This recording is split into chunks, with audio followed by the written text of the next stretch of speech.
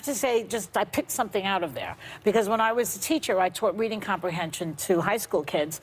And one of the essays that we covered was Rachel Carson, Silent Spring. Yeah. And she was basically the pioneer of the present environmental movement. She got rid of DDT. Tell us about Rachel Carson. So I also discovered Rachel Carson thanks to a teacher in high school. So thank you to teachers. I mean, so many of the women that I write about in the book were kind of brought into my life thanks to my mom and my grandmothers, but also thanks to really extraordinary teachers who thought that history and science and social studies shouldn't just be the province of straight white men. So thank you to my teachers, and thank you for being a teacher and talking about Rachel Carson. Rachel Carson was a government employee who just kind of looking at the data, believed that not only DDT but pesticides more broadly were doing so much more than just killing insects. She believed that they were seeping into groundwater, that they were hurting other animal species, and ultimately were harmful to human health. And she had to fight for years for her kind of government colleagues to pay attention to her.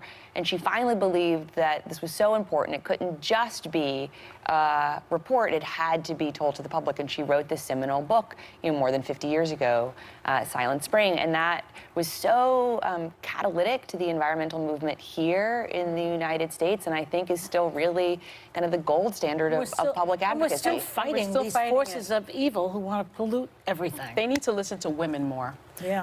They really do. In general, In Sunny. general. Secretary, you also write about Eleanor Roosevelt in the book and her decision to stay in her marriage after she discovered her husband's affair. And then yesterday on ABC, you said that staying in your marriage was personally the gutsiest thing you've done. Now, I've been married 21 years, and it isn't easy to stay in a marriage, but why was that, out of all the things you've done, the gutsiest thing you've done personally?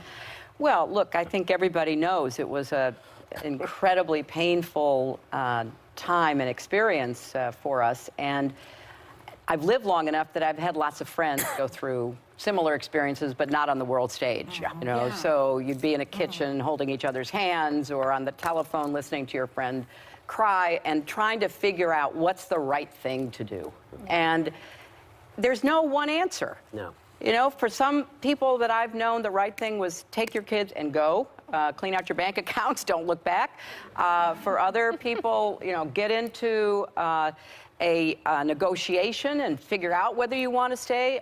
Or in my case, after really hard thinking about it, counseling, praying, all the things that I did and that we went through, I just decided it was the right decision for me. But that didn't mean it was an easy decision. It was a really hard decision. And I think at personal points along the way, sometimes deciding whether to get married or who to marry is a gutsy decision. If you marry somebody outside your faith or of a different race or different ethnicity, that's a gutsy decision. I've had friends whose parents wouldn't go to the wedding and haven't talked to them in years, right? Sometimes when your child has an issue. I had a friend a few years ago who called up and said, I don't know who to talk to about this, but my little girl wants to be a boy. What do I do? And several of us we didn't know what to do. We'd never had a friend who'd faced that before. And several of us kind of read everything, talked to people, and gave her advice. And it was really gutsy for her to say, okay, I'm going to respect the feelings of my child, as hard as it is for me to understand this. So I think when the question was asked, personally, everybody faces a moment of decision. And you have to reach deep down inside and decide what's right for you to do. And hopefully it's reached with love and understanding, but it's gutsy. Well, people also think it's also gutsy to run for president. My sister's convinced that you're getting back in the race in like 6 months, that there's going to be a window. 6 months. Is the door closed? She really is convinced. Do you have an announcement to make, Secretary? I would come here if I did. All right. That's not a no. I've said repeatedly no. But it is gutsy to run for president as a man or a woman, I'll tell you that much. And you know what it's also gutsy to do?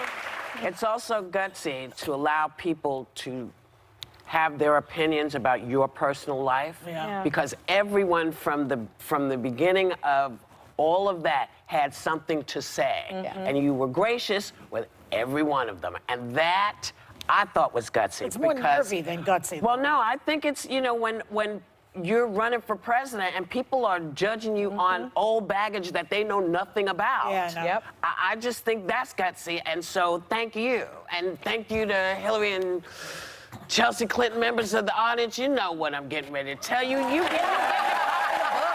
Everybody's getting a copy of the book, okay? Gutsy women